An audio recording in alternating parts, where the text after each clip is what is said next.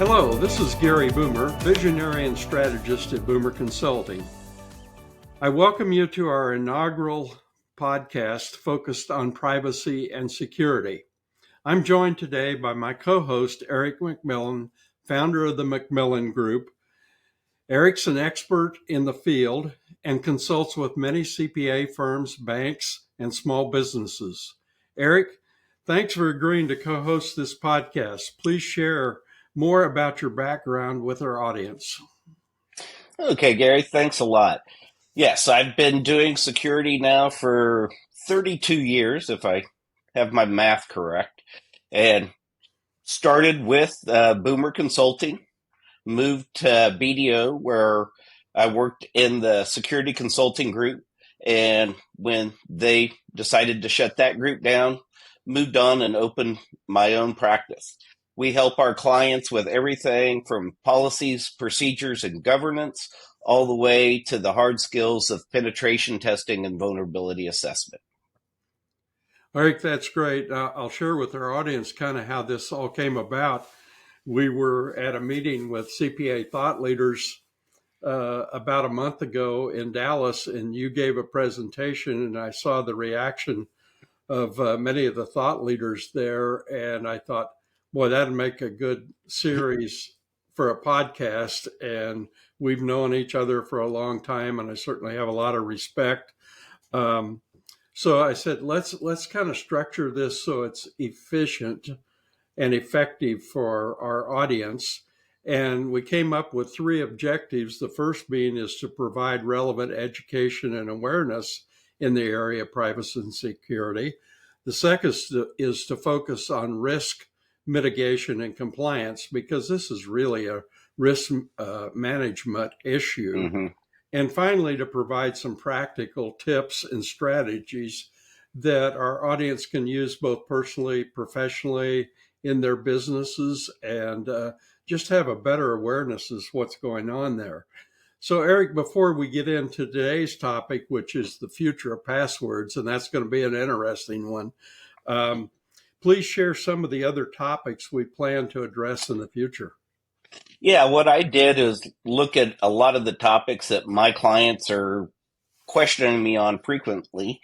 So besides the future of passwords, we're going to look at generative AI and how it is being used both by the malicious actors as well as how we can use it to help us improve our cybersecurity. Social engineering, which is still one of the biggest threat vectors that any business has.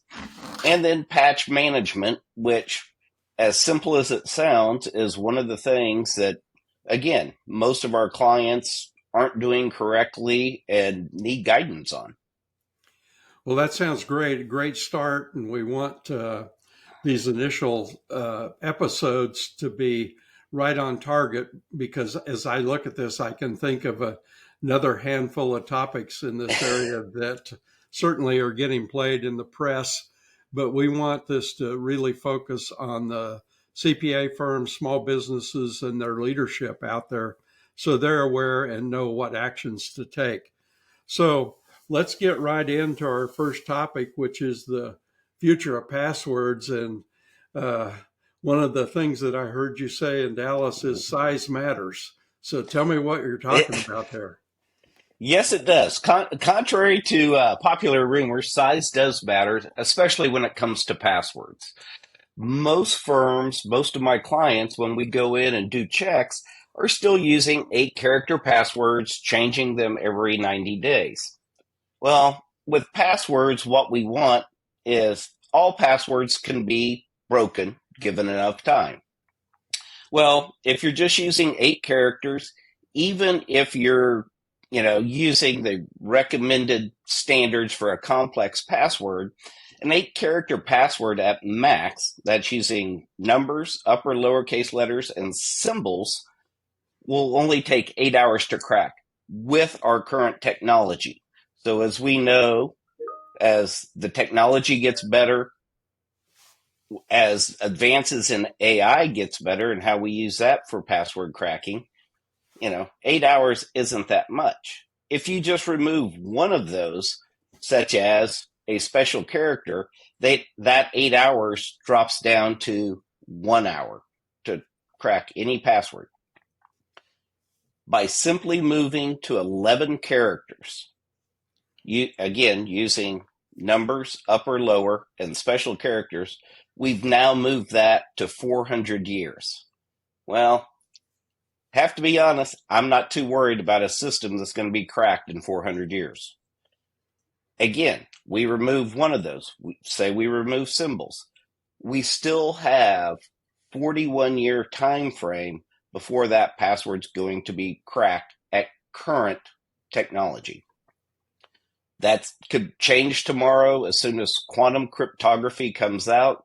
We've seen Apple and the Signal organization moving to make encryption that is quantum unbreakable. That's left until we actually have quantum computers to try it, but we are making a move in a positive direction. But even if we require that 11 characters, passwords are still the most inefficient way of doing authentication. However, they're not going away anytime soon. We look at all of our legacy hardware, legacy software. I suggest all my clients, especially if you have anybody accessing your network from the outside, you need to be using multi-factor authentication. I get a lot of questions from business owners. Well, what exactly is multi-factor authentication? It just means that we're using two pieces, something i.e. a password, something you have, such as a hardware token that you have to plug into the system, or a card, or something that's generating, such as Duo, where I get a random number on my phone, or someplace where you are. You're only allowed to log into this system from this specific IP range or this specific geographic location. Again, we're adding that extra layer. Can multi-factor authentication be defeated? Yes, but we've made it intrinsically harder for the malicious actors to do that. And one of the things you'll probably hear me repeat over and over in these episodes is we don't have to be the most secure firm. We just have to have our bar set a little higher than everybody else. Malicious actors are, businessmen. Cybercrime is still a business, and a very lucrative one. So they're looking for a return on investment. If we can make it more difficult, they're going to move to an easier target because they're trying to generate as much money or compromise as many targets as possible in the shortest amount of time. Eric, what percentage of the firms that you work with are using multi-factor authentication today? Today, especially within the CPA profession, and a lot of this has been directed by, guidance from the IRS, best practices put out by the AICPA. I would say that at least for remote email access and executive or administrative level accounts on internal systems, we're probably about 75%. I'm still surprised that it's not closer to 100 than that, but firms are moving that direction. I would just like to see them move a little faster that way. And I've certainly seen the banks move faster than the CPA firms, but both need to move there as quickly as possible. Yes. Working with a lot of banks and financial institutions, we do have one tool to drive that, and that's regulatory compliance. So, as opposed to the carrot, the government's kind of used the stick on them to get them to move that way. Well, let's move to the next step in this, passkeys. Talk a little bit about those. Yes. again, Apple and Google are really at the forefront of Passkeys. Microsoft is in there also. But what this is doing is using public key cryptography to enhance authentication by essentially pulling the password entirely out of there. So, how a passkey works is we generate a key pair. One's public, one's private. Well, the public key is uploaded to that online service or registered with it. And so when we connect to that service, that private key and that public key marry up. And if they go together, then that grants us authentication into that service. It's an oversimplification of it, but that's essentially how it's working. Well, I would say that Excuse me. many people out there have become accustomed to this if they've invested in crypto, because Yes. it's the same principles there. And I said to myself back in 2016, I think it was, or 15, that I've got to know more about the blockchain because I think it really is the future. And then, of course, Bitcoin and other cryptos really took the center stage from the Mm-hmm. blockchain. But now we're seeing the power of the blockchain there. And I think this is something that younger people understand. And if there's probably a high risk in most of the firms out there, it's at the higher level in the firms, the partners. And you might mention that. Yes. When I do security assessments for CPA firms, one of the things we do is go in and take a look at password configurations and settings. And again, generally it's going to be, like I said before, 8 characters expiring every 90 days. But I generally find 2 to 3 accounts that never expire. It's still 8 characters. And those 2 or 3 accounts are managing partner, CFO, the ones that if I'm doing a penetration test, the accounts I want to compromise. And they are generally also the ones that tend to choose the weakest passwords. Well, let's close our discussion out here talking about password managers because I know many have gone to password managers and you might provide some direction there as to which are the best and which ones you're seeing the most effective. Yes. So essentially, password managers are taking those credentials and storing them again in an encrypted database. So the end user only really needs to know one passphrase or password. I prefer passphrase to access that database. And then it automatically will insert the required password. The other nice thing is these password managers will generate random passwords that as a human you would never remember, or very few would. And so again, we use that one long passphrase. Some of the most popular ones right now, I personally use 1Password because I primarily work within the Apple ecosystem, but they do cross over into the Windows side as well now, and as well as Linux for those few that will actually have that in their environment. LastPass is still a very good solution, especially for the enterprise wide.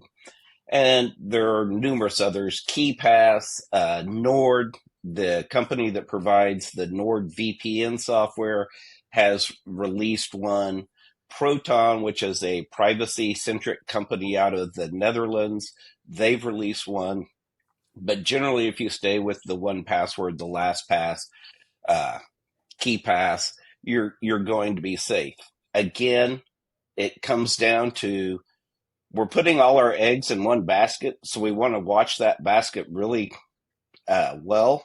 So when we generate, if we still have password as our key phrase to unlock the database, well, now instead of allowing them access to one service, they have access to everything we own.